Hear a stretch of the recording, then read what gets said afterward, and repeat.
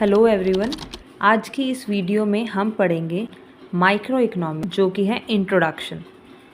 So children, सबसे पहले हमने पढ़ना है इकोनॉमिक्स। हमें पहले ये जानना है कि आखिरकार इकोनॉमिक्स है क्या। तो इसकी डेफिनेशन मैंने लिखी है, ज़रा इसकी डेफिनेशन को बाइफरकेट करके समझते हैं। यहाँ पे लिखा गया है, economics is a science that is concerned with the allocation of scarce means in such a manner that consumer can maximize their satisfaction, producer can maximize their profit, society can maximize its social welfare। अब इसका मतलब क्या है, हम इसका मतलब समझते हैं।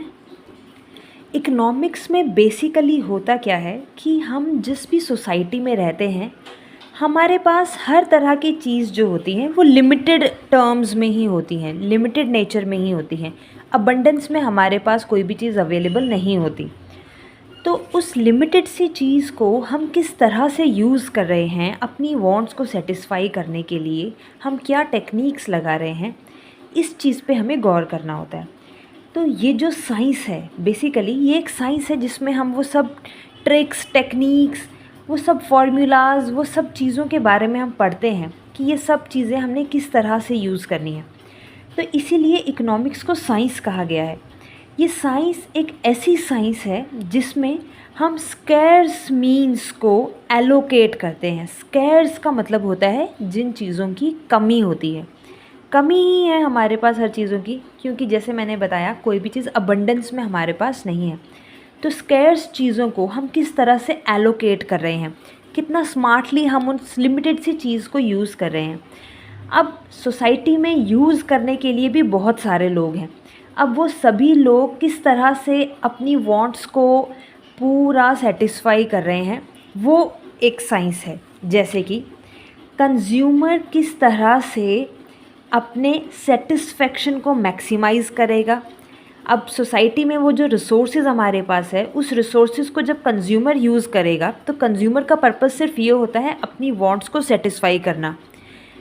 तो ये भी हमने ध्यान रखना है। दूसरा, हमारी सोसाइटी में जो प्रोड्यूसर्स हैं, वो producers how can they maximise their profit.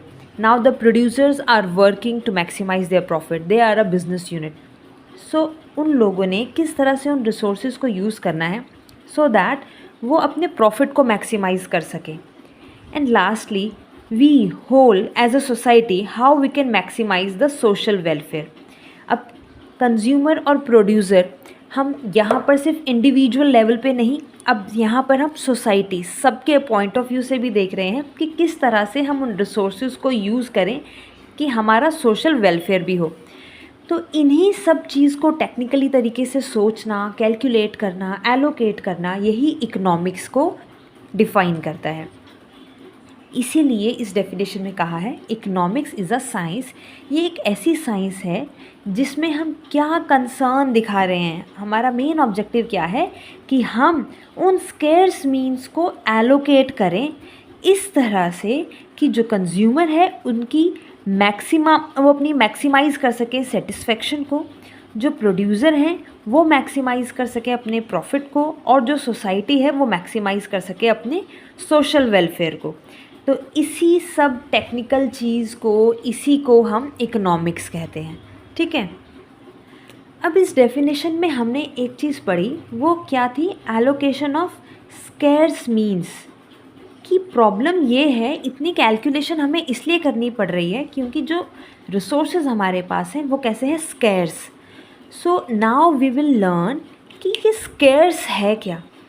तो नेक्स्ट डेफिनेशन जो हमारी है वो है स्कैरसिटी। स्कैरसिटी क्या है, अब इसके बारे में हम पढ़ते हैं। तो यहाँ पे क्या लिखा है, it is a situation. Scarcity एक सिचुएशन है when what we have is less than what we want. मतलब जो हमारे पास है वो कम है एज़ कंपेयर टू जो हमें चाहिए। मतलब जो सप्लाई है रिसोर्सेज की, it is less then the demand. यानी कि हम चाहते तो ज़्यादा हैं पर हमारे पास चीज़ें अवेलेबल नहीं हैं उतनी। ये होती है स्कैरसिटी। जैसा कि हमें पता है कि हमारी वांट्स अनलिमिटेड है। वंस हमारी एजुकेशन कंप्लीट हो जाती है, we look for a good job जो गुड पे हमें रिवॉर्ड करे। वंस हमें हाई पेइंग जॉब मिल जाती है, देन वी लुक कि हमारे पास एक अच्छा घर हो, अच्छी गाड़ी हो, हम अच्छी सोसाइटी में रहें, फिर हमारा एक अच्छा पार्टनर हो, हमारी एक गुड हेल्दी लाइफ हो, and so on and on. So we have multiple wants. But अब बात ये है कि हमारी चॉइसेस तो बहुत सारी हैं, पर प्रॉब्लम ये है कि स्टार्टिंग से ही हमारी इन चॉइसेस की जो सप्लाई है ना, वो उतनी अवेलेबल नहीं है जितनी हम चाहते हैं। अब हमें जॉब चाहिए, पर जॉब तो उतनी है ही नहीं जितनी हमारी पॉपुलेशन है, जितनी हमारी वांट्स हैं। तो यही जो सिचुएशन है, इसी सिचुएशन को हम कहते हैं स्कैरसिटी। ठीक है, इसीलिए इट इज़ अ सिचुएशन जिसमें what we have it is less than what we want. The supply of resources is less than its demand. resources की सप्लाई कम है resources की डिमांड की कंपैरिजन में। we are asking more and more and we have less. इसे हम कहते हैं scarcity. Okay, अब जैसे हमने इस scarcity टॉपिक में देखा कि सारा मुद्दा हमारी चॉइसेस का है, कि हमारी चॉइसेस ही बहुत सारी हैं। तो अब हम उसी टॉपिक के ऊपर आते हैं। सो अब हम देखते हैं चॉइस के बारे में। ये चॉइस का मसला क्या है? चॉइस का मतलब तो हमें पता है। चॉइस का मतलब है what to buy, what to leave. क्या ख़रीदें, क्या छोड़ें, यही चॉइस है। फॉर एग्ज़ाम्पल, हमारे पास लिमिटेड रुपीज़ हैं और उन लिमिटेड रुपीज़ में हमारे पास दो ऑप्शन हैं कि हम पिज़्ज़ा ख़रीदें या फिर हम बुक ख़रीदें। That is choice, what to buy and what to leave. If we want to buy pizza, then we have to skip book, and vice versa. If we want to buy the book, we have to leave pizza. We can't buy both things at a particular point of time. Now you will say कि ऐसी क्या बात है, हम pizza और book दोनों एक साथ भी तो खरीद सकते हैं। No, this is not true. Because we have scarcity. चीज़ों की कमी है। ये चीज़ें जो कम हैं, ये हमारे फाइनेंसेस भी हो सकते हैं, हमारे पास ही पैसों की कमी हो, या ये चीज़ों की अवेलेबिलिटी की भी कमी हो सकती है। हो सकता है मार्केट में ही चीज़ें उतनी अवेलेबल ना हो जितने लोगों की डिमांड है वहाँ पर। ठीक है, तो इसीलिए हमें उस पॉइंट पे चॉइस करनी पड़ती है कि हमें ख़रीदनी क्या चीज़ है, हमें लेनी क्या चीज़ है और हमें छोड़ना क्या है। ठीक है, तो यहाँ पर देखो हमने एक लाइन लिखी है, चॉइस अराइजेज़ बिकॉज ऑफ स्कैरसिटी। तो चॉइस इसीलिए ही पैदा हुई है क्योंकि चीज़ों की कमी है, स्कैरसिटी है। Since we have scarcity, that is the reason we have to make choices. अगर हमारे पास हर चीज़ अबंडेंस में होती, हर चीज़ हमारे पास बहुत सारी क्वांटिटी में होती, then there wouldn't be a question कि हमें चीज़ें चॉइस करनी पड़ती। ठीक है, तो हम चॉइस ही इसीलिए कर रहे हैं क्योंकि हमारे पास चीज़ें मैक्सिमम अमाउंट में अवेलेबल नहीं हैं। तो अब हम देखते हैं कि ये स्कैरसिटी और चॉइस के बीच में रिलेशन क्या है आखिरकार। अब आप देखिए, स्कैरसिटी और चॉइस, इनके बीच में क्या रिलेशन है। सबसे पहले स्कैरसिटी, स्कैरसिटी मतलब चीज़ों की कमी, चीज़ों की कमी मतलब वी कांट गेट एवरीथिंग, हम हर चीज़ नहीं ले सकते हैं। अगर अब हम हर चीज़ नहीं ले सकते तो हमें क्या करना पड़ेगा, जो भी चीज़ें हमारे पास अवेलेबल हैं उनमें से हमें चॉइस करनी पड़ेगी। तो इसलिए यहाँ पे क्या बोला गया है, so we need to make choice. अब हमें चॉइस रखनी पड़ेगी चीज़ों की, क्योंकि वी कांट गेट एवरीथिंग। ठीक है, आप ज़रा इसको ध्यान से समझना। अब जब आपने किसी चीज़ की चॉइस कर ली, तो चॉइस करने के लिए यू हैव टू डिसाइड, है ना, आपको बहुत ही थॉटफुल डिसीजन लेने पड़ेंगे। So you need to do decision making in order to choose a thing. जैसे कि हमने यहाँ पर एग्जांपल लिया था कि हमें पिज़्ज़ा लेना है और बुक लेनी है, दोनों चीज़ें हमने बाय करनी है, but we have limited amount of money. यहाँ पर हमारे पास स्कैरसिटी किस चीज़ की है, स्कैरसिटी हमारे पास फाइनेंसेस की है, पैसे की कमी है। तो लिमिटेड पैसे में से हमें पिज़्ज़ा है और बुक है, इन दोनों में से कोई एक चीज़ खरीदनी पड़ेगी। स्कैरसिटी है, वी कांट गेट एवरीथिंग, हम दोनों चीज़ें नहीं खरीद सकते। So we need to make choice, so we need to make choice in between pizza and book, कि हम पिज़्ज़ा खरीदें या बुक खरीदें। Now when we are making a choice we have to decide, we have to go through the decision making process. अब हमें decide करना पड़ेगा कि हम क्या करें, हम पिज़्ज़ा खरीदें या बुक खरीदें। ठीक है, अब हम जब इन दोनों बुक और पिज़्ज़ा का एग्जांपल ले रहे हैं, तो अब हमने डिसाइड करते वक्त क्या ध्यान देना है कि हम इस समय ज़्यादा रिक्वायरमेंट किस चीज़ की है। क्या हमें भूख लगी है? अब आपको भूख लगी है, it's very obvious that you will buy pizza not book. But if you want to study, आपको पढ़ना है, आपके एग्ज़ाम है, then what the pizza is going to do for you, you are obviously going to buy the book, you are obviously going to go to buy a book. तो यही चीज़ हमने decision making process में बताया है कि choice करते वक्त हमें डिसीजन मेकिंग में जाना पड़ता है, हमें डिसाइड करना पड़ता है, थॉटफुल डिसीजन लेने पड़ते हैं कि हमें अपनी कौन सी वांट को सेटिस्फाई करना है। क्या हमने अपने हंगर को सेटिस्फाई करना है या फिर हमने अपनी जो स्टडीज़ हैं उसकी तरफ जाना है। ठीक है, तो इसीलिए देखो यहाँ पे क्या बोला है, ये जो डिसीजन मेकिंग हम करते हैं, decision making leads to using limited resources. Decision making से क्या होता है, हम अपने लिमिटेड रिसोर्सेज को यूज़ करते हैं ताकि जो कंज्यूमर है उसकी सेटिस्फेक्शन इंक्रीज़ हो, जो प्रोड्यूसर है उसका प्रॉफिट इंक्रीज़ हो और जो सोसाइटी है उसका सोशल वेलफेयर इंक्रीज़ हो। ठीक है, तो आपने यहाँ पर देखा कि जो हमने डिसीजन मेकिंग किया, देखो बच्चों डिसीजन मेकिंग कभी भी एक सिंपल प्रोसेस नहीं होता है, डिसीजन मेकिंग एक कॉम्प्लेक्स प्रोसेस होता है, क्योंकि जब हम डिसाइड करते हैं तो हमें बहुत सारे फैक्टर्स को ध्यान में रखना होता है, एक थॉटफुल डिसीजन लेना होता है। तो इसीलिए जब हम डिसीजन ले रहे हैं तो हमने कंज्यूमर का पॉइंट ऑफ व्यू रखना है, तो हमने ये ध्यान देना है कि जब कंज्यूमर देखेगा तो उसका सेटिस्फेक्शन इंक्रीज़ होना चाहिए। देखो अब कंज्यूमर को प्रॉफिट से कोई लेना देना नहीं है ना, तो इसलिए कंज्यूमर के पॉइंट ऑफ व्यू से उसका सेटिस्फेक्शन इंक्रीज़ होना चाहिए। प्रोड्यूसर के पॉइंट ऑफ व्यू से उसका प्रॉफिट इंक्रीज़ होना चाहिए, क्योंकि producer is producing, obviously the producer's object is to maximize the social welfare as well, but the main objective behind setting up a producing unit is to maximize their profit. So the producer will always think upon how to increase their profit. ठीक है, and when we talk about society, when we talk about the whole, then we have to keep this in mind that our social welfare should increase. ठीक है, तो इस तरह से हमने अपनी सोसाइटी के तीनों हिस्सों की जो डिसीजन है इस तरह से लेनी है कि उनकी इंडिविजुअल जो सेटिस्फेक्शन, प्रॉफिट और जो सोशल वेलफेयर है उनका मैक्सिमाइजेशन हो। राइट, तो इस तरह से ये स्कैरसिटी और चॉइस के बीच में रिलेशन है। I hope you understood. If in between आपको डाउट आता है आप कमेंट भी कर सकते हैं। राइट, तो कमेंट में भी हम आगे डिस्कस कर सकते हैं जो भी आपके डाउट्स होंगे।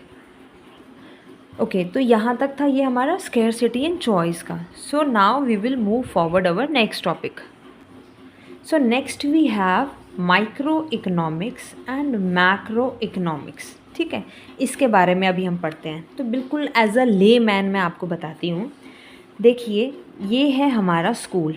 ठीक है, ये है हमारा स्कूल। लेट अस अज्यूम कि जो हमारा स्कूल है ना यही हमारी इकोनॉमी है।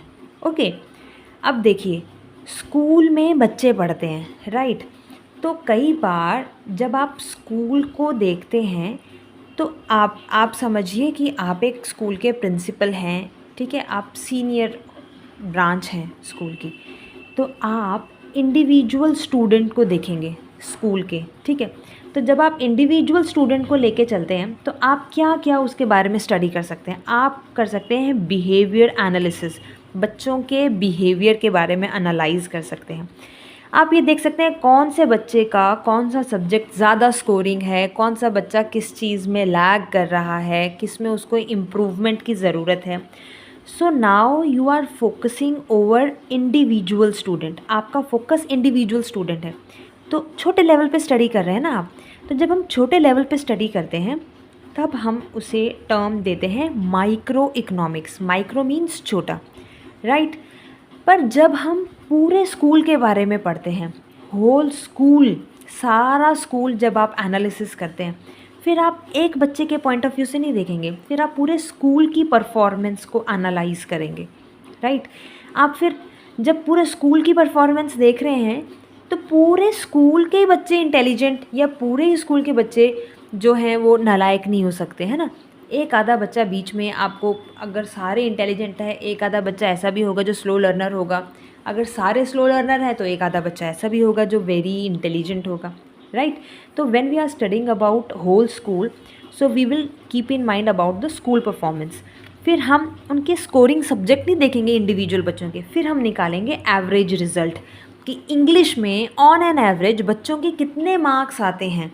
फिर हम ये नहीं देखेंगे कि राम के कितने आए और शाम के कितने आए। राम और शाम के बारे में जब हम स्टडी कर रहे थे दैट वाज इंडिविजुअल स्टूडेंट, तब हम माइक्रो इकोनॉमिक्स देख रहे थे। अभी हम पूरे स्कूल के बारे में देख रहे हैं।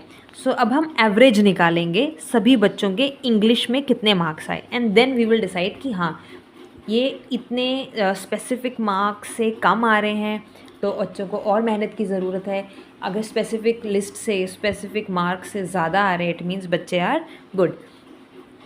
फिर हम क्या देखते हैं, होल स्कूल में स्कूल का डिसिप्लिन कैसा चल रहा है ना। तो जब हम इस तरह से पूरे स्कूल के बारे में स्टडी करते हैं then we study about, then we term it as macro economics.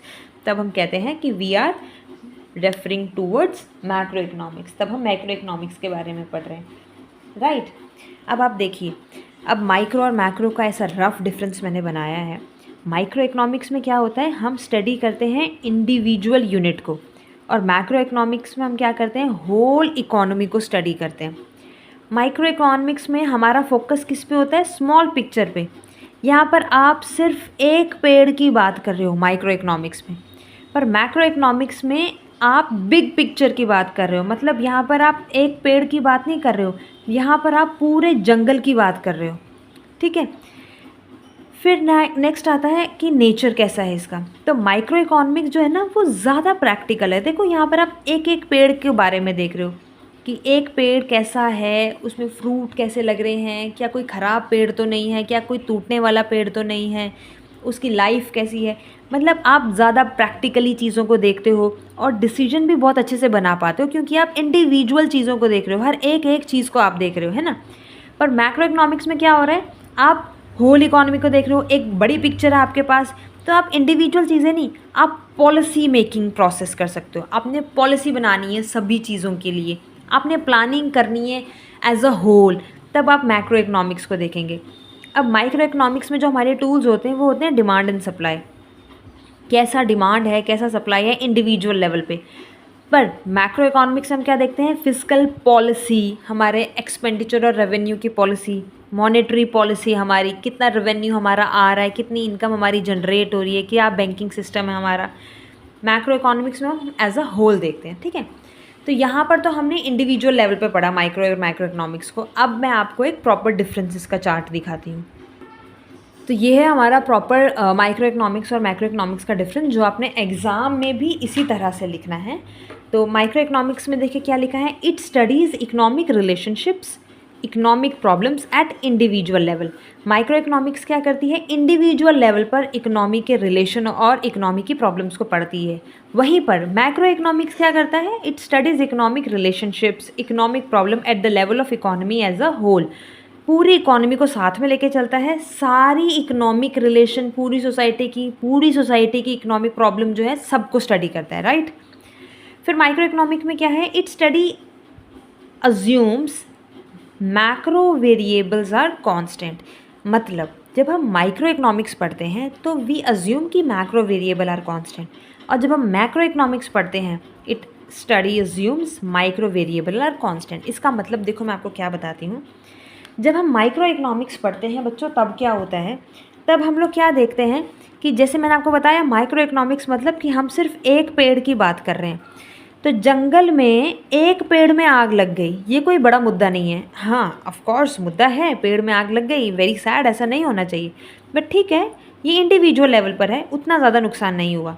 तो इसलिए बाकी जंगल का क्या हाल हुआ इसको हम लोगों को ज़्यादा फ़र्क नहीं पड़ रहा है, क्योंकि यहाँ पर हमारा फोकस सिर्फ एक पेड़ के ऊपर है। तो जब when we study micro economics तो जो हमारे मैक्रो वेरिएबल्स है दे आर कांस्टेंट, उनसे हमें फ़र्क नहीं पड़ रहा। वेयर एज जब हम पूरे जंगल की स्टडी कर रहे हैं, है ना, पूरे जंगल को पढ़ रहे हैं, अब हम बोलेंगे जंगल में आग लग गई। तो जब जंगल में आग लग जाती है तो हम यही बोलते हैं ना कि सब पेड़ों में आग लग गई। तो ऐसा थोड़ी होता है कि पूरे जंगल में आग लग गई, बहुत पेड़, बहुत पौधे, बहुत सारे पत्ते, बहुत सारी जड़ी बूटियाँ, बहुत सारी चीज़ें ऐसी होती हैं जो बच भी जाती हैं, जिनमें आग नहीं लगती है। पर हम ये थोड़ी बोलते हैं कि जंगल में आग लग गई आम के पेड़ को छोड़ के और एक नीम के पेड़ को छोड़ के, है ना, ऐसा नहीं कहते हैं। इसीलिए यहाँ पे बोला गया है कि वाइल स्टडिंग मैक्रो इकोनॉमिक्स, जो माइक्रो वेरिएबल्स हैं दे आर कॉन्स्टेंट, उनको हम लोग इग्नोर कर देते हैं, ठीक है। तो ये सेकेंड पॉइंट में ये लिखा हुआ था। मुझे लगा आप लोगों को इसको थोड़ा ब्रीफली एक्सप्लेन करने की ज़रूरत है। Okay, so next point is market forces plays major role in studying microeconomics problem. जब हम microeconomics पढ़ते हैं, जो market forces होती हैं उनका बहुत अहम हिस्सा होता है। market forces क्या होती हैं बच्चों? market forces होती हैं demand and supply. Demand and supply जो होती हैं, इसके बेसिस पर हम माइक्रो प्रॉब्लम को स्टडी करते हैं। जैसे क्या डिमांड चल रही है, सप्लाई क्या है चीज़ों की, है ना, ये छोटे लेवल पर हो जाता है। अब इसका बड़ा लेवल क्या होगा, बड़ा वर्जन क्या होगा? Government forces play significant role in studying macro economic problems. सरकार क्या रोल दिखा रही है, सरकार की क्या इन्वॉल्व हो रही है सरकार, है ना, वो मैक्रो इकोनॉमिक्स के अंडर आता है। Now the last is it is concern with determination of output and prizes of individual firm and industry. Obviously micro economics का कंसर्न किससे होगा?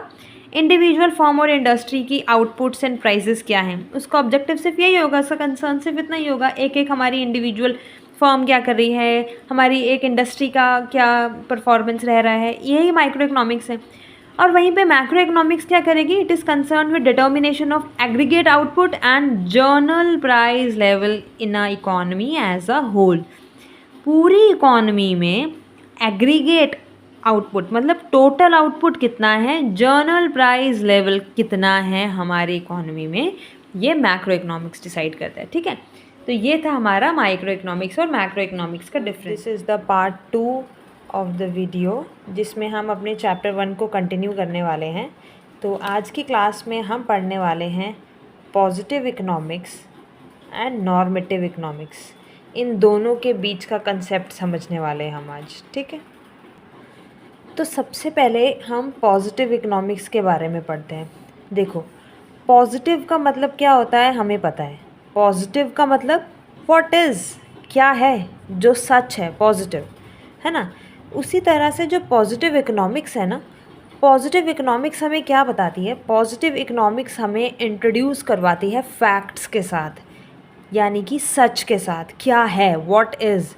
जितने भी फैक्ट्स हैं वो हम पॉजिटिव इकोनॉमिक्स में ढूंढ पाते हैं, और इसमें कोई भी वैल्यू जजमेंट नहीं होती है। वैल्यू जजमेंट का मतलब होता है कि कोई भी सजेशंस विचार विमर्श पॉजिटिव इकोनॉमिक्स में नहीं होते। पॉजिटिव इकोनॉमिक्स मींस हम जो भी बोल रहे हैं वो सिर्फ फैक्ट होना चाहिए। फॉर एग्जांपल देखिए, यहाँ पे हमने लिखा है unemployment rate in India is 8%, है ना। तो अनएम्प्लॉयमेंट का रेट जो इंडिया में है वो 8% है। यहाँ पर आपको एक फैक्ट बताया गया है।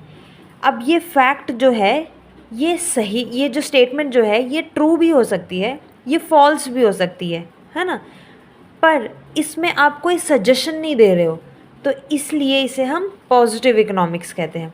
दूसरा एग्जाम्पल हमें बताया petrol costs 100 rupees per litre. Petrol की कॉस्ट बताइए 100 रुपया लीटर है, तो यहाँ पर ये भी एक स्टेटमेंट है ना। यहाँ पर भी अब आप हो सकता है आप इसे वेरीफाई कर सकते हो पेट्रोल पंप पे जाके कि क्या सच में 100 रुपये लीटर है कि नहीं है। It could be true, it could be false, but कोई वैल्यू जजमेंट हमें इसमें नहीं मिल रही है, ये फैक्ट से डील कर रहा है।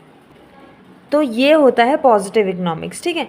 तो पॉजिटिव इकोनॉमिक्स के बारे में देखो यहाँ पर क्या हम नटशल में कह सकते हैं कि पॉजिटिव इकोनॉमिक्स में क्या है, रियलिटी डिस्क्राइब की जाती है, सॉल्यूशंस नहीं बताए जाते हैं। जो सच है वो बताया जाएगा कि एक्चुअल में क्या चल रहा है।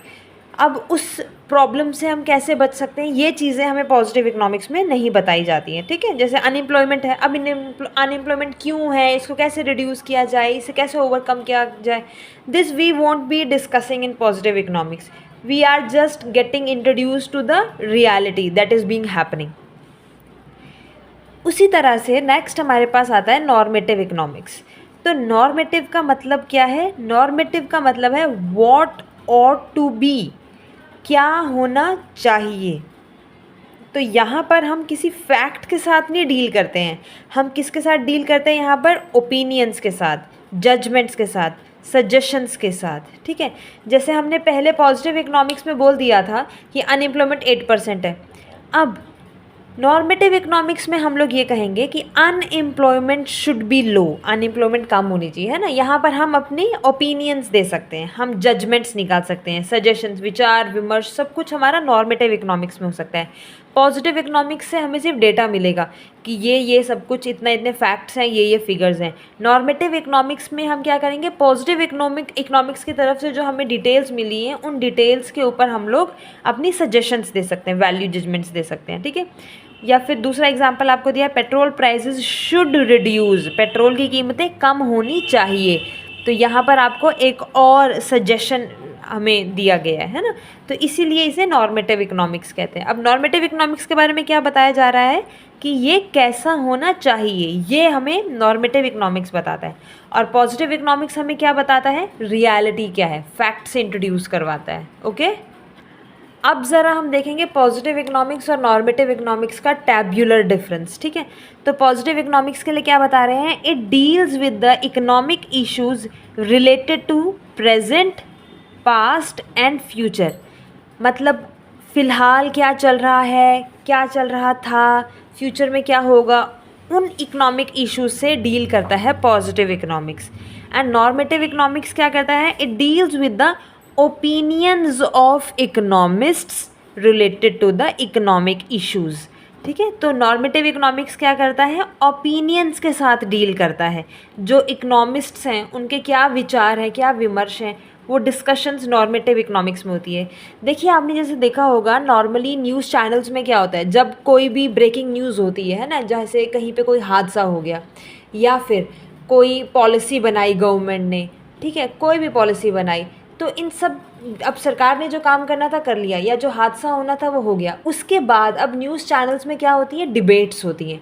डिबेट्स में वो लोग क्या करते हैं, अपने अपने फील्ड के एक्सपर्ट लोगों को बुलाते हैं, और वो एक्सपर्ट लोग क्या हैं, अपने विचार विमर्श, अपने ओपिनियंस, जजमेंट्स, इन सबको प्रेजेंट करते हैं। तो what we see there in the news debate, that is called as normative economics. and on what topic they are talking about, on what topic they are discussing about। तो वो topic जो उन लोगों को मिलता है, that is through the positive economics.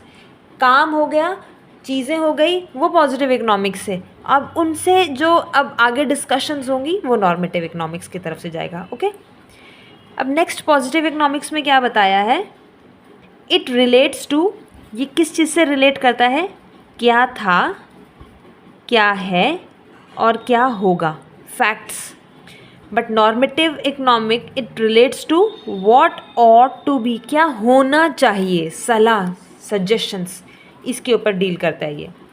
अब positive economics, the statements could be true और फॉल्स, या सच होगा या झूठ होगा। जैसे पेट्रोल के प्राइस 100 रुपये प्रति लीटर है, आप पेट्रोल पंप पे जाकर के इनको वेरीफाई कर सकते हो कि या तो सच में हाँ इतना ही है, या नहीं ये गलत है, कम है या ज़्यादा है ना, इनको हम वेरीफाई कर सकते हैं। बट नॉर्मेटिव में क्या होता है, इट इन्वॉल्व्स ओपिनियंस ओनली, यहाँ पे तो सिर्फ ओपिनियंस होते हैं ना, तो ये वेरीफाई नहीं कर सकते हो आप। तो नेक्स्ट पॉइंट में यही बताया गया है कि जो फैक्ट्स एंड फिगर्स होते हैं पॉजिटिव इकोनॉमिक्स के, दे आर वेरीफिएबल, इनको हम वेरीफाई कर सकते हैं। बट यहाँ की जो स्टेटमेंट्स हैं इनको हम वेरीफाई नहीं कर सकते हैं, क्योंकि नॉर्मेटिव में we are only giving the suggestions. अब पॉजिटिव में बता रहे हैं, it does not involve value judgement. जाहिर सी बात है, if we are only discussing about the facts, the figures, the happening that was held, is happening और विल हैपन, तो यहाँ पर हम लोग वैल्यू जजमेंट थोड़ी देंगे। We are only dealing with the numbers, numerical data. But in normative economics यहाँ पर क्या है, वैल्यू जजमेंट होती है। वैल्यू जजमेंट क्यों होती है, क्योंकि यहाँ पर तो हम लोग ओपिनियन सजेशंस के साथ ही डील कर रहे होते हैं ना, इस वजह से। तो एग्जाम में जब आपके पास पॉजिटिव इकोनॉमिक्स और नॉर्मेटिव इकोनॉमिक्स का डिफरेंस आएगा, this is the way you have to present the differences. अभी जितने भी नोट्स हैं इसके वीडियो में, ये सारे नोट्स जो हैं आप लोगों को शेयर कर दिए जाएंगे टेलीग्राम चैनल पे। तो डिस्क्रिप्शन में आप जाओगे तो टेलीग्राम चैनल का लिंक दिया हुआ है, उस लिंक के थ्रू आप चैनल को सब्सक्राइब कर लेना, सो दैट आप वहाँ पर जितने भी नोट्स हैं वहाँ पे मैं शेयर कर दूँगी। From there you can get all the notes. Okay, अब हमारा नया टॉपिक है आज जिसको हमने पढ़ना है, वो है इकनॉमी। इकनॉमी के बारे में हम पढ़ेंगे, ठीक है। तो देखो बच्चों, इकनॉमी का मतलब क्या होता है, ध्यान से देखना। इकोनॉमी क्या है ना, इकोनॉमी है एक सिस्टम, एक व्यवस्था है। अब इस व्यवस्था में क्या है, ये एक ऐसी व्यवस्था है जहाँ पर हमारे पास जो रिसोर्सेज हैं वो सभी रिसोर्सेज कैसे हैं, लिमिटेड रिसोर्सेज हैं, स्केर्स रिसोर्सेज हैं, है ना। अब लिमिटेड रिसोर्सेज होने की वजह से हमारे पास जो गुड्स एंड सर्विसेज हैं, हम उन्हीं लिमिटेड रिसोर्सेज से उन गुड्स को प्रोड्यूस कर रहे हैं और उन सर्विसेज को जनरेट कर रहे हैं। जितनी रिसोर्सेज हैं उन्हीं रिसोर्सेज की वजह से ही उतनों को ही यूज़ करके हम लोग यहाँ पर अपना काम कर रहे हैं, ठीक है, गुड्स एंड सर्विसेज को प्रोड्यूस कर रहे हैं। अब हमने अपने लिमिटेड रिसोर्सेज से गुड्स भी बना दिए, सर्विसेज भी जनरेट कर दी। अब आता है पॉइंट कि आपने इन चीज़ों को डिस्ट्रीब्यूट करना है। अब आपने करना है डिस्ट्रीब्यूशन। तो जब आप डिस्ट्रीब्यूशन करते हो तो डिस्ट्रीब्यूशन आपने बहुत ही ध्यान से करना होता है, फैक्ट्स लगा करके करना होता है, क्योंकि हमें पता है कि हमारी इकोनॉमी में जो इनकम का डिस्ट्रीब्यूशन है वो अनइक्वल डिस्ट्रीब्यूशन है। हमारी सोसाइटी दो हिस्सों में बटी हुई है, rich section and poor section. तो आप किस तरह से डिस्ट्रीब्यूट कर रहे हो, है ना, तो ये भी आपको बहुत ही थॉटफुल डिसीजन करना होता है। तो डिस्ट्रीब्यूशन करने की वजह से अल्टीमेटली क्या होता है, उन चीज़ों का कंजम्पशन। तो ये जो पूरा प्रोसेस है, ये जो पूरा सिस्टम है, इसी सिस्टम को इकोनॉमी कहते हैं। समझ में आया? दोबारा बताती हूँ। इकोनॉमिक एक ऐसा सिस्टम है जहाँ पे हमारे पास रिसोर्सेज बहुत ही लिमिटेड होते हैं। उन लिमिटेड रिसोर्सेज को हम लोग बहुत ही ध्यान से एफिशिएंटली यूज़ करते हैं ताकि हम गुड्स को प्रोड्यूस कर सकें एंड सर्विसेज को जनरेट कर सकें। Once this step is done, फिर हम क्या करते हैं, उन गुड्स एंड सर्विसेज का डिस्ट्रीब्यूशन करते हैं for the final consumption of our consumer, ठीक है। तो this system is known as economy. अब हमारी जो इकोनॉमी होती है ना बच्चों, वो होती है दो तरह की। पहली हमारे पास आती है सिंपल इकोनॉमी, फिर उसके बाद हमारे पास दूसरी आती है कॉम्प्लेक्स इकोनॉमी। तो ये दोनों क्या है, ध्यान से देखना। अब सबसे पहले हमारे पास क्या है, सिंपल इकोनॉमी। जैसे कि इसके नाम से पता चल रहा है, सिंपल इकोनॉमी बहुत ही सिंपल है। इकोनॉमी कैसी होती है हमारी, इसमें स्मॉल इकोनॉमी होती है और सिंपल होती है, छोटी सी एंड सिंपल, ज़्यादा कोई कॉम्प्लेक्सिटीज़ नहीं होती है। तो इस इकोनॉमी में होता क्या है, इस इकोनॉमी में होता है गुड्स का प्रोडक्शन, गुड सर्विसेज का प्रोडक्शन और उनका एक्सचेंज। ये बात का ध्यान रखना है, यहाँ पर क्या होता है, उन गुड्स का एक्सचेंज होता है। एक्सचेंज का मतलब क्या है, हमने लोअर क्लासेस में भी पढ़ा हुआ है कि इस इकॉनमी में हम लोग डिपेंड करते हैं बार्टर सिस्टम के ऊपर। बार्टर सिस्टम आप लोगों को पता है क्या होता है? बार्टर सिस्टम मतलब होता है गुड्स के बदले गुड्स। यहाँ पर पैसे के टर्म्स में हम गुड्स एंड सर्विसेज का एक्सचेंज नहीं करते हैं। बार्टर सिस्टम में सामान के बदले सामान दिया जाता है, ठीक है। अब सिंपल इकोनॉमी में क्या होती है, पॉपुलेशन का लेवल भी हमारा काफ़ी कम होता है, हमारी नीड्स भी बहुत कम होती है और हमारी लाइफस्टाइल भी बिल्कुल सिंपल होती है, आम जिंदगी। हम कह सकते हैं जैसे गांव में एक इकोनॉमी होती है ना, उस तरह से, जैसे गांव में लोग रहते हैं, बिल्कुल आम जिंदगी, शुद्ध ज़िंदगी। पॉपुलेशन भी उतनी ज़्यादा नहीं होती, लोगों की ज़रूरतें भी उतनी ज़्यादा नहीं होती हैं। जो भी होता है वो खुद अपने लेवल पर ही जनरेट कर लेते हैं गुड्स को, खेत होते हैं सबके पास अपने, है ना। और किसी को सामान क्या कहते हैं, वहाँ पे ज़्यादा बार्टर सिस्टम बड़ा चलता है गांव में। आजकल तो नहीं चलता, पर पहले के टाइम पे बार्टर सिस्टम बहुत ज़्यादा चलता था। तो ये होती है हमारी सिंपल इकनॉमी। फिर नेक्स्ट हमारे पास कॉम्प्लेक्स इकनॉमी आती है। अब जैसे कि इसके नाम से पता चल रहा है कॉम्प्लेक्स है, यहाँ पे इकनॉमी कैसी है, बिग है एंड एडवांस है, हाईटेक। यहाँ पे सिर्फ प्रोडक्शन एंड एक्सचेंज हो रहा था, यहाँ पे प्रोडक्शन भी हो रहा है, डिस्ट्रीब्यूशन हो रहा है और कंजम्पशन हो रहा है। प्रॉपर 3 पिलर्स यहाँ पे फॉलो किए जा रहे हैं। अब यहाँ पे कुछ खास नहीं था, सिंपल इकनॉमी में सिंपल बार्टर सिस्टम था, बट कॉम्प्लेक्स इकनॉमी में ऐसा नहीं है। यहाँ पे प्रॉपर सिस्टम है, जैसे कि बैंकिंग सिस्टम है आपके पास, इंडस्ट्रीज़ हैं, इंटरनेशनल ट्रेड्स हैं, ठीक है। यहाँ पे बड़े लेवल पे काम हो रहा है। यहाँ पर जितनी भी मॉडर्न कंट्रीज़ हमारी होती है ना, वो सारी कॉम्प्लेक्स इकनॉमी को ही फॉलो करती हैं। तो यहाँ पे इकनॉमी बड़ी कॉम्प्लेक्स है आपकी, पॉपुलेशन बहुत ज़्यादा है, टेक्नोलॉजी बहुत ही एडवांस है, मार्केट्स बहुत ही बड़ी बड़ी हैं। जैसे कि इंडिया, अमेरिका, जितनी भी डेवलप्ड कंट्रीज़ हैं, वहाँ पर इकनॉमी कैसी होती है, कॉम्प्लेक्स इकनॉमी होती है, ठीक है। समझ में आया? ये था सिंपल इकनॉमी और कॉम्प्लेक्स इकनॉमी के बारे में। ऑलराइट, अब हम पढ़ने वाले हैं एक नए टॉपिक के बारे में। इस चैप्टर में बहुत ही छोटे छोटे से टॉपिक्स हैं, पर ये बेसिक्स हैं, इनको आपने ध्यान से समझना है, पढ़ना है, तभी आगे के चैप्टर्स में भी हमें थोड़ी सी क्लैरिटी मिल पाएगी, ठीक है। तो नेक्स्ट हमारा टॉपिक है इकोनॉमिक सिस्टम का, है ना। अभी हमने इकोनॉमी पढ़ी, आप लोगों को समझ में आया। तो हमारी इकोनॉमी में कुछ सिस्टम है, इकोनॉमिक्स जो है वो डिस्ट्रीब्यूटेड है। हमारे पास तीन तरह की इकनॉमी होती हैं, ठीक है, ए बी एंड सी नाम दिया है मैंने इनको। तीन तरह की इकनॉमी होती है। सबसे पहले हमारे पास आती है मार्केट इकनॉमी, फिर नेक्स्ट हमारे पास आती है centrally planned economy, and last हमारे पास आती है मिक्स्ड इकनॉमी। अब हम इन तीनों के बारे में डीपली पढ़ेंगे कि ये है क्या।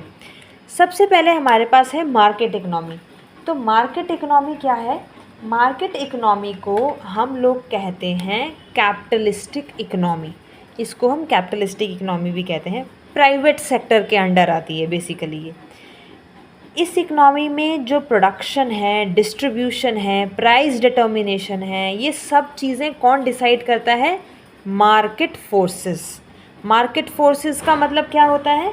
मार्केट फोर्सेस का मतलब होता है डिमांड एंड सप्लाई। ये डिसाइड करते हैं कि हमारा प्रोडक्शन कितना होगा किसी चीज़ का, उसको डिस्ट्रीब्यूशन किस तरह से करना है और प्राइस को डिटरमाइन कैसे करना है। गवर्नमेंट की यहाँ पे कोई इंटरफेरेंस नहीं होती है, ठीक है। प्राइवेट सेक्टर अपने लेवल पर होली सोली यहाँ पे सारा काम करता है।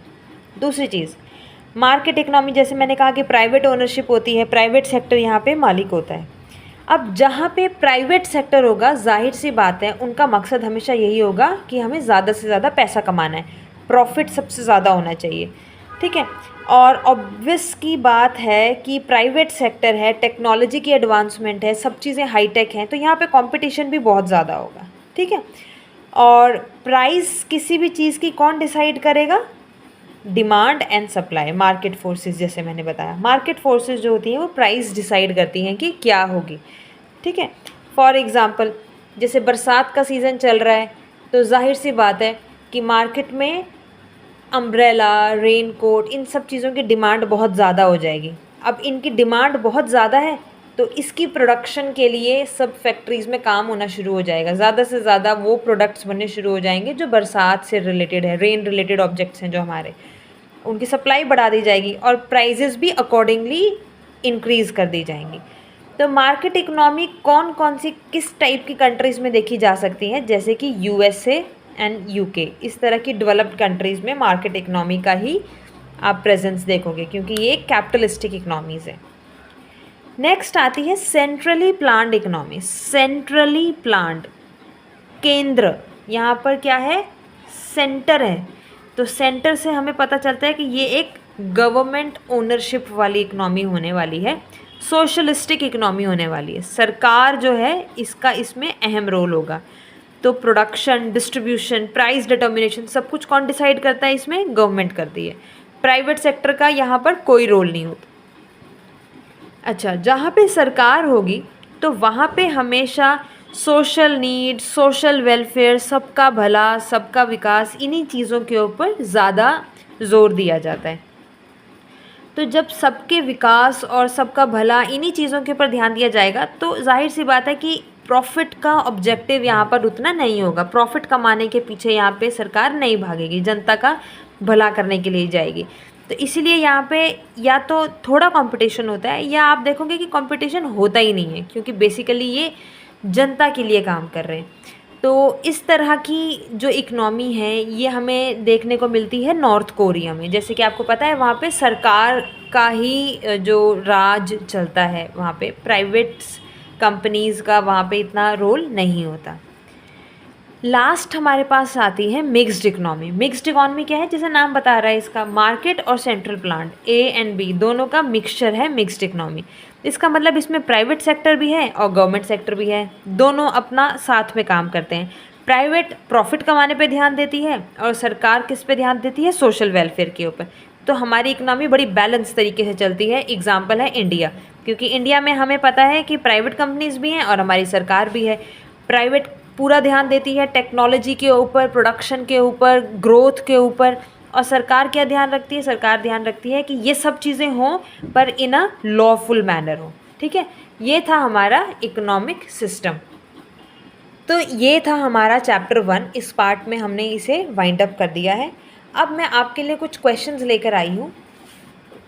इन क्वेश्चंस में आपने क्या करना है, इसमें आपने आइडेंटिफाई करना है नॉर्मेटिव एंड पॉजिटिव, इन दोनों को आपने चेक करना है। ये स्टेटमेंट से आपने पढ़ना है और आपने पता लगाना है कि ये हमारे पॉजिटिव इकोनॉमिक्स के अंडर आएगी या नॉर्मेटिव के इकोनॉमिक्स। जैसे पहली हमारे पास स्टेटमेंट है, the unemployment rate in India is 7%, petrol price is 100 rupees per litre, poor people should get food grains at lower prices, गरीब लोगों को जो अनाज है वो कम दामों में मिलना चाहिए, minimum wage rate in Delhi is 200 per day, inflation in India is 5%, India should become third largest economy soon, बहुत जल्द इंडिया विश्व की तीसरी सबसे बड़ी इकोनॉमी बन जाएगी। तो आपने क्या करना है, इन स्टेटमेंट्स में से पढ़ के मुझे बताना है कौन से पॉजिटिव इकोनॉमिक्स के अंडर आते हैं, कौन से नॉर्मेटिव इकोनॉमिक्स के अंदर आते हैं। ठीक है, तो इनके आंसर्स आप मुझे कमेंट सेक्शन में लिख के बता सकते हैं या टेलीग्राम में हमारे ग्रुप में भी लिख के बता सकते हैं। तो इस वीडियो में हमारा चैप्टर ख़त्म होता है। आप लोगों को कोई भी डाउट्स हैं, कन्फ्यूजन्स हैं, आप कमेंट सेक्शन में लिख सकते हैं। आज की इस वीडियो में हम पढ़ने वाले हैं चैप्टर 2, जिसका नाम है central problem of economy. Economy के बारे में, इकनॉमी क्या है, ये सब कुछ हमने पढ़ा था लास्ट चैप्टर में, चैप्टर 1 में। तो अब इस चैप्टर में हम पढ़ने वाले हैं उस इकनॉमी में होने वाली तरह तरह की प्रॉब्लम्स, इश्यूज़। ठीक है, तो एक बार हम फिर से रफली रिवाइज़ कर लेते हैं। देखिए, इकनॉमी हमें पता है क्या था, इकनॉमी हमने पहले भी पढ़ा था। इकनॉमी एक सिस्टम था, एक ऐसा सिस्टम जहाँ पे लोग गुड्स एंड सर्विसेज जनरेट कर रहे हैं, गुड्स प्रोड्यूस कर रहे हैं, सर्विसेज जनरेट कर रहे हैं, उनका कंजम्पशन हो रहा है, उनका डिस्ट्रीब्यूशन हो रहा है, ये सब कुछ इकनॉमी के अंडर आता है ना। तो अब हम जिस भी इकनॉमी में रहते हैं, उस इकनॉमी में कोई ना कोई इकनॉमिक प्रॉब्लम्स तो ज़रूर ही होती है ना। ऐसी कोई भी इकनॉमी नहीं है जहाँ पर कोई प्रॉब्लम नहीं है, कोई इशू नहीं है। तरह तरह की प्रॉब्लम्स इकनॉमी में, इश्यूज़ चल ही रहे होते हैं। तो हमारे इकनॉमी में भी बहुत तरह की प्रॉब्लम्स चल रही हैं, जैसे कि सबसे पहले अनलिमिटेड वांट्स, अनलिमिटेड चॉइसेस। सबसे बड़ी प्रॉब्लम इकनॉमी की ये है कि इकनॉमी में रहने वाले जो लोग हैं ना, हमारी चॉइसेस बहुत सारी हैं, हमारी वांट्स बहुत ज़्यादा है, जैसे हमने पहले भी पढ़ा था।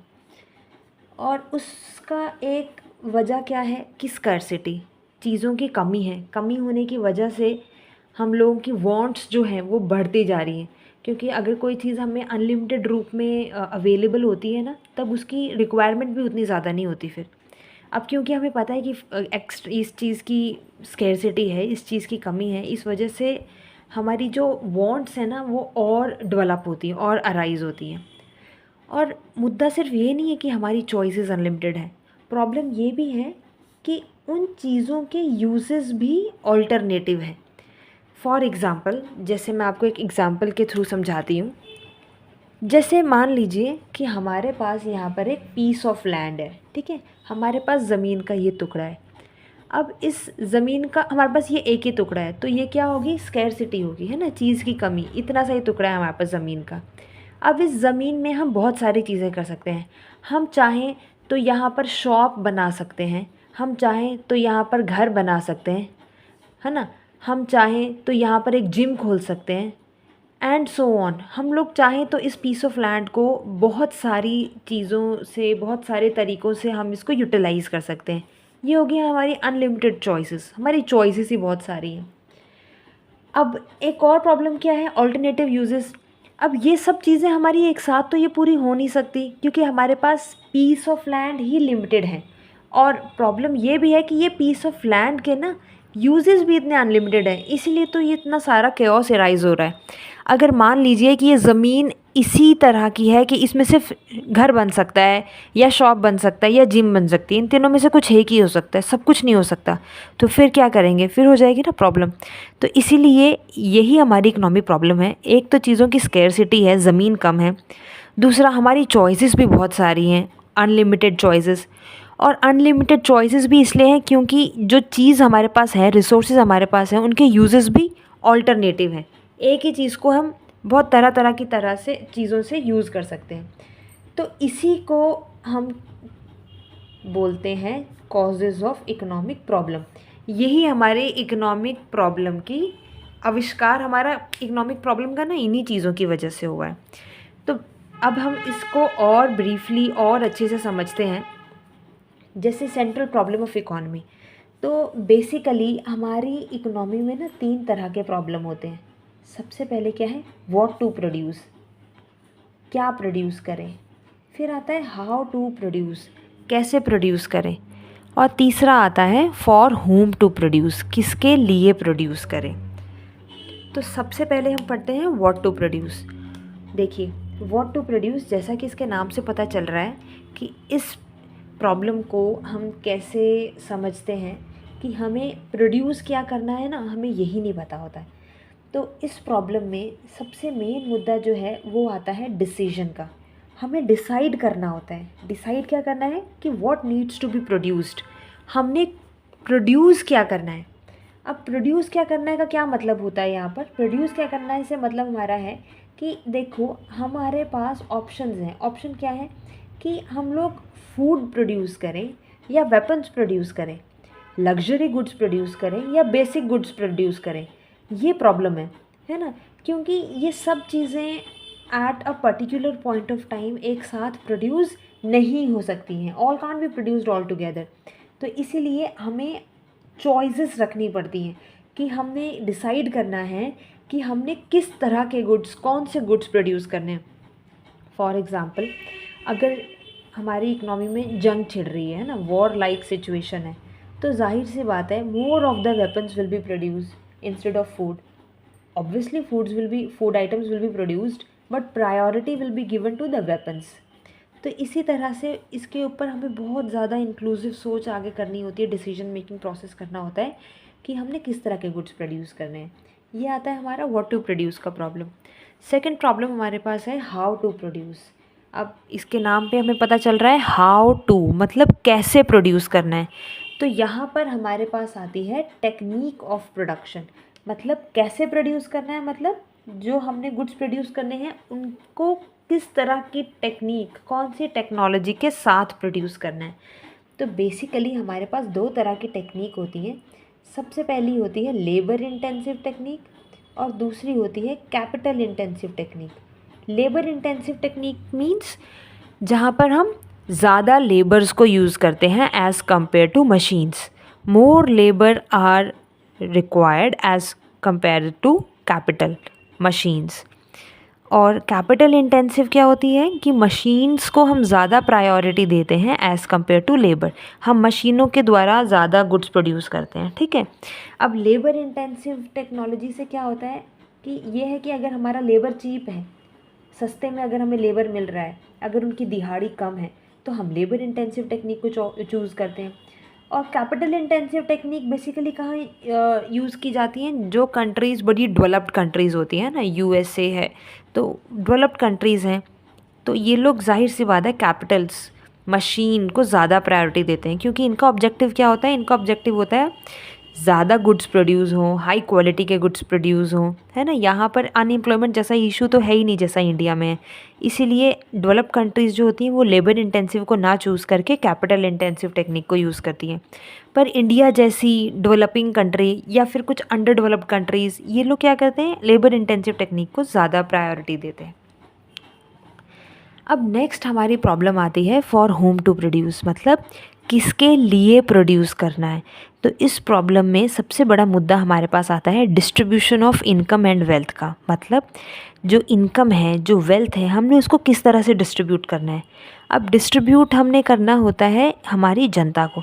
हमें पता है कि हमारी सोसाइटी में अनईक्वल डिस्ट्रीब्यूशन ऑफ इनकम है ना, जिस वजह से हमारी सोसाइटी जो है वो दो हिस्सों में बंट चुकी है। वो कौन सी है, एक है रिच सेक्शन ऑफ सोसाइटी, दूसरा है पुअर सेक्शन ऑफ सोसाइटी। अब जाहिर सी बात है कि जो रिच सेक्शन है हमारी सोसाइटी का, गुच्ची उन्हीं के लिए ही बना हुआ है। पुअर तो जाकर के गुच्ची के शोरूम में कोई चीज़ें नहीं खरीदेगा, है ना। तो रिच सेक्शन जो है वो उसके लिए बने हैं हमारे लग्जूरियस गुड्स, और जो पुअर सेक्शन है उसके लिए बने हैं हमारे बेसिक गुड, क्योंकि पुअर बेचारा बेसिक गुड ही अफोर्ड कर पाए, यही उसके लिए बहुत बड़ी बात है। तो ये था हमारा सेंट्रल प्रॉब्लम ऑफ इकोनॉमी। तीन हमारी मेन प्रॉब्लम्स आती हैं, what to produce, how to produce and for whom to produce. अब देखिए कोई भी प्रॉब्लम ऐसी नहीं है जिसका कोई सॉल्यूशन ना हो, सॉल्यूशन तो हर प्रॉब्लम का है ना। तो अब हम पढ़ने वाले हैं इन्हीं प्रॉब्लम्स के सॉल्यूशन। जो अभी हमने तीन प्रॉब्लम्स पढ़ी इकोनॉमी में जो हमारी हो रही हैं, अब उन तीनों प्रॉब्लम के सॉल्यूशंस हम लोग पढ़ेंगे। इकोनॉमी के टाइप्स हमें पता है, हमने पहले ही पढ़ लिया था लास्ट वीडियो में। तीन तरह की इकोनॉमी हमारे पास होती है, market economy, central planned economy and mixed economy, है ना। तो अब ये तीनों इकोनॉमी में हमने अपनी तीनों प्रॉब्लम्स को कैसे सॉल्व करना है, ये अभी हम लोग पढ़ने वाले हैं, ठीक है। तो शुरुआत करते हैं हम लोग मार्केट इकोनॉमी से। Market economy, I hope you remember कि कौन सी होती है। ये एक कैपिटलिस्टिक इकोनॉमी है, प्राइवेट सेक्टर इसकी ओनरशिप करता है, और जहाँ पे प्राइवेट सेक्टर होता है वहाँ पे उनका ऑब्जेक्टिव क्या होता है, प्रॉफिट मैक्सिमाइजेशन। तो ये थी हमारी मार्केट इकोनॉमी, कैपिटलिस्टिक और प्रॉफिट मैक्सिमाइजेशन, ये दोनों टर्म्स जो हैं आपने याद रखनी है, ठीक है। अब हमने क्या देखना है, हमारी जो तीनों प्रॉब्लम थी, what to produce, how to produce and for whom to produce, ये तीनों प्रॉब्लम के सॉल्यूशन हम सबसे पहले मार्केट इकोनॉमी में पढ़ेंगे। तो हमारा सबसे पहला प्रॉब्लम क्या था, what to produce. What to produce मतलब हमने अभी पढ़ा, व्हाट टू प्रोड्यूस मतलब इसमें हमने डिसाइड करना था क्या प्रोड्यूस करना है, फूड आइटम्स या वेपन्स, लग्जूरियस गुड या बेसिक गुड, है ना। तो ये व्हाट टू प्रोड्यूस का सॉल्यूशन अब हम पढ़ते हैं कि मार्केट इकोनॉमी में हम क्या प्रोड्यूस करें, हमें क्या पता चलेगा। तो देखिए ज़रा ध्यान से, यहाँ पे लिखा है everything is left for the free play of demand and supply. मतलब क्या प्रोड्यूस करेंगे ये डिसाइड कौन करेगा, डिमांड एंड सप्लाई। मार्केट में डिमांड एंड सप्लाई के ऊपर छोड़ दिया जाता है, उसी हिसाब से हम जजमेंट निकालते हैं कि हमने क्या प्रोड्यूस करना है। देखो क्या सिग्नल यहाँ पे दिया हुआ है, if demand increases for bread, अगर ब्रेड की डिमांड मार्केट में बढ़ गई है, ज़्यादा से ज़्यादा लोग जो हैं वो ब्रेड खाना बहुत पसंद कर रहे हैं, तो अब कंपनीज़ को पता है, फैक्ट्रीज़ को पता है, सबको पता है कि लोग जो हैं वो ब्रेड को बहुत ज़्यादा ख़रीदना चाहते हैं, बहुत ज़्यादा लोगों को ब्रेड पसंद आ रही है। तो इसका मतलब ये हाई टाइम है कि ज़्यादा से ज़्यादा ब्रेड को वो लोग प्रोड्यूस करना शुरू कर दें, मैन्युफैक्चरिंग ब्रेड की जो है वो शुरू कर दें, क्योंकि उससे क्या होगा, ज़्यादा लोगों को ब्रेड चाहिए खाने के लिए, ज़्यादा से ज़्यादा ब्रेड वो लोग बनाएंगे, ज़्यादा से ज़्यादा लोगों को वो सेल करेंगे ब्रेड की, तो जाहिर सी बात है उनके प्रॉफिट बढ़ जाएंगे। तो क्योंकि ये उनके पास एक अवसर है, तो इस अवसर का फ़ायदा वो कैसे उठाएंगे, वो ब्रेड की कीमतें बढ़ा देंगे, वो ब्रेड की प्राइस इंक्रीज़ कर देंगे, है ना। तो देखो इस तरह से प्राइवेट सेक्टर में क्या प्रोड्यूस करें का सॉल्यूशन हम लोगों को मिलता है। देखो यहाँ पर भी क्या बताया हुआ है, bread firm will run to produce it more. Bread firm क्या करना शुरू कर देंगी, इसकी प्रोडक्शन जो है वो इंक्रीज़ कर देंगी, ज़्यादा से ज़्यादा प्रोडक्शन कर देंगी, और जितने भी रिसोर्सेज हैं वो सारे शिफ्ट हो जाएंगे ज़्यादा से ज़्यादा ब्रेड प्रोड्यूस करने के लिए, है ना। तो इसलिए मार्केट इकनॉमी में क्या होता है, कैपिटलिस्टिक इकनॉमी में क्या होता है, ज़्यादा से ज़्यादा प्रेशर दिया जाता है प्रॉफिट मैक्सिमाइजेशन के लिए। इसलिए जिस गुड की भी डिमांड बढ़ेगी ये उसी गुड की प्रोडक्शन बढ़ा देंगे। ये फिर ये नहीं सोचेंगे कि ये गुड सोशल वेलफेयर के पॉइंट ऑफ व्यू से अच्छी है कि नहीं है। वो तो यहाँ पे ब्रेड का एग्जांपल लिया गया, मान लीजिए ड्रग्स भी होते या कोई अल्कोहलिक प्रोडक्ट्स भी होते, ये उसको भी इसी तरह से प्रोड्यूस करते, क्योंकि इनका मकसद मार्केट में सिर्फ और सिर्फ क्या है, प्रॉफिट मैक्सिमाइजेशन, और कुछ भी नहीं, ठीक है। तो प्रॉफिट मैक्सिमाइजेशन के नाम पे ये लोग कुछ भी कर सकते हैं। अब देखो यहाँ पर हाईलाइट करने वाली चीज़ क्या है, यहाँ पर लिखा है हमने, producer will choose to produce those goods the prices of which are relatively high. जिस भी गुड के प्राइसेस ज़्यादा होंगे ना, प्रोड्यूसर वही गुड बनाएंगे, so that profit is maximised, क्योंकि इनका मकसद क्या है, सिर्फ प्रॉफिट को ज़्यादा से ज़्यादा इंक्रीज़ करना, ठीक है। समझ में आया आप लोगों को, ये था व्हाट टू प्रोड्यूस का सॉल्यूशन। अब हमें मार्केट इकनॉमी में ये तो पता चल गया कि बनाना क्या है, क्या बनाना है, वो बनाना है जिसकी डिमांड ज़्यादा होगी, जिसकी प्राइस ज़्यादा होगी, ठीक है। समझ में आया आप लोगों को। अब दूसरी प्रॉब्लम हमारी क्या थी, दूसरी प्रॉब्लम हमारी थी how to produce. How to produce में क्या आती थी, टेक्निक चूज़ करनी थी ना हमने, लेबर इंटेंसिव टेक्निक थी और एक कैपिटल इंटेंसिव टेक्निक थी। तो देखो यहाँ पर क्या बताया हुआ है, firm choose cost minimising technique. मतलब इन दोनों टेक्निक में से फर्म कौन सी टेक्निक को यूज़ करेगी, वो टेक्निक जिससे कॉस्ट मिनिमाइज हो सके, खर्चे कम हो हमारे। देखो अब ध्यान से समझना, यहाँ पे लिखा है if wage rate decreases. Wage rate मतलब वेजेस जो हम अपने लेबर्स को देते हैं, जो दिहाड़ी होती है। अगर दिहाड़ी कम हो गई, मतलब पहले आपको एक दिन में मान लीजिए लेबर को 500 रुपये देते थे आप, ठीक है, दिहाड़ी 500 रुपया देते थे आप, तो अब क्या है, अब आपको वही दिहाड़ी जो है मान लीजिए कम हो गई, 500 की जगह अब आप 200 रुपया दे रहे हो। जैसे कि मैंने बताया कि मान लीजिए अगर दिहाड़ी मज़दूरों की है वो 200 रुपये हो जाती है, मतलब पहले 500 थी अब 200 हो गई, कम हो गई ना। इसका मतलब अब फैक्ट्री वालों को दिहाड़ी कम देनी पड़ेगी। अब हो गया ना फ़ायदा इन लोगों का। देखो वेज रेट कम हुआ, इसका मतलब इंटरेस्ट रेंट जो भी उनको देना पड़ेगा वो भी कम हो गया। तो ये लोग चालाक लोग क्या करेंगे, ये लेबर इंटेंसिव टेक्निक को यूज़ करेंगे, क्योंकि इनको पता है कि इनका खर्चा कम हो रहा है, इसलिए लेबर्स को यूज़ करना स्टार्ट कर देंगे। और देखो दूसरी सिचुएशन क्या है, if machines is relatively cheaper, अगर इनको मशीन सस्ती पड़ रही है फिर ये चालाक क्या करेंगे, फिर ये कैपिटल इंटेंसिव मेथड को यूज़ करेंगे, है ना। अब हम इनको, आप एक प्राइवेट फैक्ट्री के मालिक हो उस पॉइंट ऑफ व्यू से सोचो, जाहिर सी बात है आप हमेशा वही तरीका अपनाओगे जो आपको थोड़ा सस्ता पड़ रहा है ना। अब आप थोड़ी देखोगे कि भारत में बड़ी बेरोज़गारी है तो नहीं मैं मशीन से गुड्स नहीं प्रोड्यूस करूँगा, मैं तो लेबर्स लगाऊँगा। अगर आप छोटे लेवल पर सबका भला करने चलोगे तो आपकी अपनी फैक्ट्री भी कम समय तक ही चल पाएगी। इसलिए for the initial days, for initial years आपको अपने प्रॉफिट मैक्सिमाइजेशन के ऊपर ही ज़्यादा टारगेट करना होता है ना, ताकि आपका एग्जिस्टेंस जो है वो मार्केट में बरकरार रह सके। तो इसलिए फर्म्स का, फैक्ट्रीज़ का ये सोचना भी एक पॉइंट पे गलत नहीं होता है कि जहाँ पर उनको कॉस्ट मिनिमाइज होती है वो लोग उसी तरफ ही जाते हैं। ठीक है, समझ में आया आप लोगों को। ये था हाउ टू प्रोड्यूस का सोल्यूशन। अब तीसरी प्रॉब्लम हमारी क्या थी, तीसरी प्रॉब्लम थी फॉर हुम टू प्रोड्यूस, मतलब किसके लिए प्रोड्यूस करें। तो किसके लिए प्रोड्यूस करने के ऑप्शंस क्या थे हमारे पास, एक था रिच सेक्शन ऑफ सोसाइटी, एक पुअर सेक्शन ऑफ सोसाइटी। अब आप देखिए मार्केट इकनॉमी एक कैपिटलिस्टिक इकनॉमी है जो सिर्फ प्रॉफिट कमाना चाहती है, तो जाहिर सी बात है कि वो गरीबों के लिए क्यों ही प्रोड्यूस करेगी, है ना। जितने भी गुच्ची जैसे शोरूम्स हैं, ब्रांड्स हैं, वो किसके लिए प्रोड्यूस कर रहे हैं, वो अमीरों के लिए प्रोड्यूस कर रहे हैं, क्योंकि उनको सिर्फ प्रॉफिट कमाना है ना, इसलिए। तो देखिए यहाँ पर क्या लिखा हुआ है, जिसकी परचेजिंग पावर ज़्यादा है, परचेजिंग पावर का मतलब होता है खरीद पाने की क्षमता, जिसकी परचेजिंग पावर ज़्यादा है ना उन्हें गुड्स एंड सर्विसेज ज़्यादा मिलती है। जाहिर सी बात है पैसे ज़्यादा हैं, खरीद सकते हैं, तो वो ज़्यादा खरीदेंगे। एज अ रिज़ल्ट क्या होता है, इनइक्वालिटी इंक्रीज़ होती है ऑब्वियसली। फिर मोर लग्जूरियस गुड्स किसके पास जाएंगे, रिच सेक्शन ऑफ सोसाइटी के पास जाएंगे, है ना, क्योंकि इनका तो मकसद ही प्रॉफिट कमाना है। तो जाहिर सी बात है इन लोगों ने तो अमीरों के लिए प्रोड्यूस करना है। तो समझ में आया आप लोगों को, ये था मार्केट इकोनॉमी में what to produce, how to produce and for whom to produce का solution. I hope it is clear. अब हम बढ़ते हैं हमारी दूसरी इकनॉमी की तरफ, जो कि है central planned economy. Central planned economy एक बार आप लोग को याद दिला देती हूँ। वो इकनॉमी थी जिसमें मालिक कौन थी, सरकार थी, और उनका मकसद होता था जनता की भलाई करना। ठीक है, तो हमारी पहली प्रॉब्लम थी बच्चों व्हाट टू प्रोड्यूस, क्या प्रोड्यूस करें। अब सरकार है, आप खुद बताओ सरकार किसके लिए प्रोड्यूस करेगी। जाहिर सी बात है सरकार तो जनता का भला चाहती है, तो सरकार जनता को ही प्रायोरिटी पे रखेगी ना। देखो यहाँ पे क्या लिखा है, गवर्नमेंट प्लान प्रायोरिटीज़।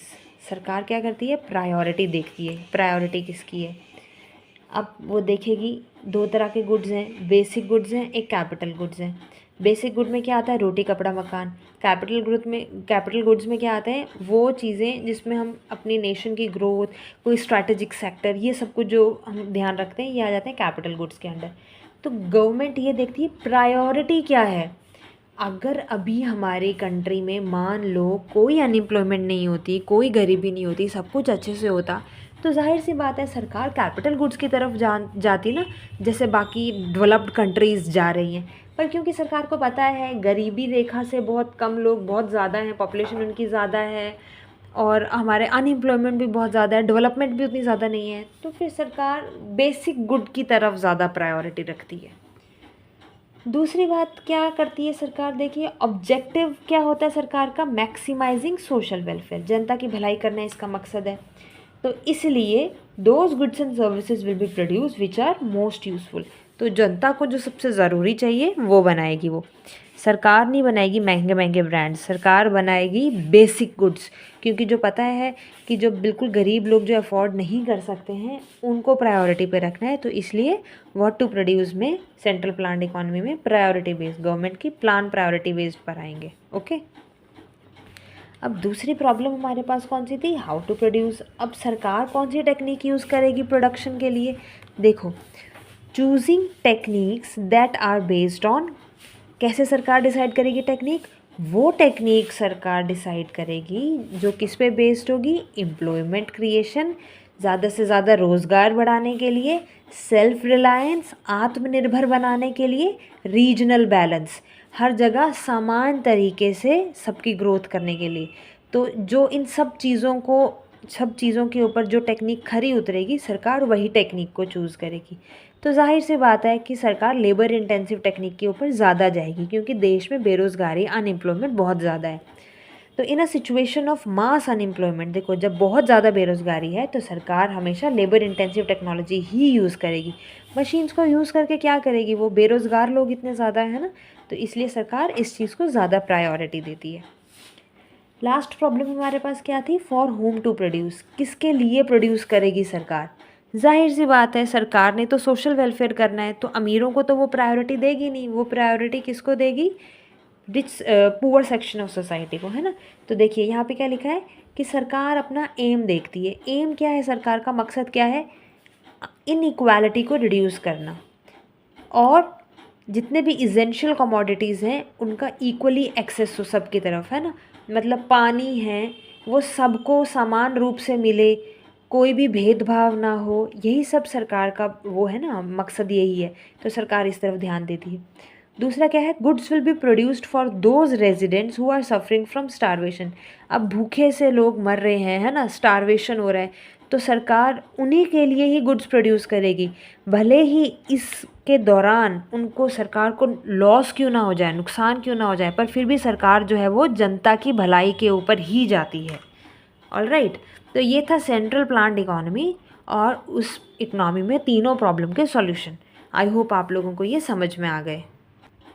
लास्ट आती है हमारे पास मिक्स्ड इकनॉमी। मिक्स्ड इकनॉमी आपको पता है ना, मिक्स्ड इकनॉमी वो इकनॉमी है जिसमें प्राइवेट सेक्टर और गवर्नमेंट सेक्टर दोनों मिलके काम करते हैं। जैसे कि इंडिया में प्राइवेट कंपनीज भी हैं और सरकार के रूल रेगुलेशंस पॉलिसीज़ भी हैं, दोनों का मिक्सचर है ना। तो देखो यहाँ पे क्या लिखा है, market will handle the routine allocation and government will fix the failures and ensures equity. इसका क्या मतलब हुआ कि यहाँ पर क्या होता है इंडिया में, क्योंकि मिक्स्ड इकनॉमी है, तो यहाँ पर क्या होता है कि जो प्राइवेट सेक्टर है उसको बोल दिया जाता है तुम गुड्स एंड सर्विसेज प्रोड्यूस करो और डेवलपमेंट की तरफ फोकस करो, हाई टेक्नोलॉजी की तरफ फोकस करो। और सरकार क्या करेगी, सरकार पुअर सेक्शन ऑफ सोसाइटी जो है उसके भले के लिए, उसकी अपलिफ्टिंग के लिए काम करेगी।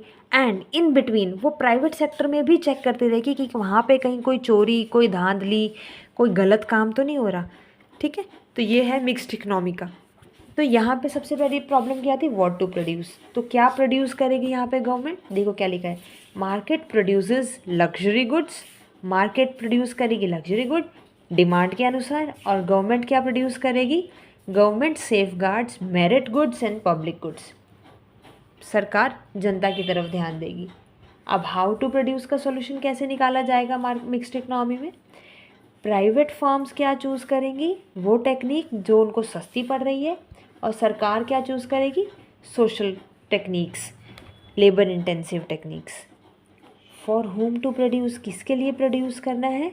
अब यहाँ पर मकसद क्या है, बैलेंस करना। किसका बैलेंस करना, एफिशिएंसी, इक्विटी, मतलब रिसोर्सेज का अच्छे से यूटिलाइजेशन भी हो और समानता से बंटवारा भी हो चीज़ों का। ठीक है, तो समझ में आया आप लोगों को। अभी तक हमने क्या कवर कर लिया, अभी तक हमने कवर कर लिया हमारी तीनों इकनॉमी, हमारी तीनों प्रॉब्लम और हमारी तीनों इकनॉमी में तीनों प्रॉब्लम के सॉल्यूशंस भी। आई होप आप लोगों को ये समझ में आया है। नहीं समझ में आया तो आप कमेंट बॉक्स में भी लिख सकते हैं।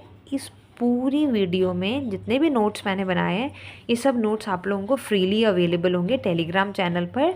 आपको टेलीग्राम का लिंक भी मैंने डिस्क्रिप्शन में डाल दिया है, उस लिंक के थ्रू आप चैनल पे जाकर उसको सब्सक्राइब कर देना, so that her new video का अपडेट भी जो है आपको मिल जाए और वहाँ पे नोट्स भी आपको मिल जाएंगे। ओके, तो आज की वीडियो में इतना ही।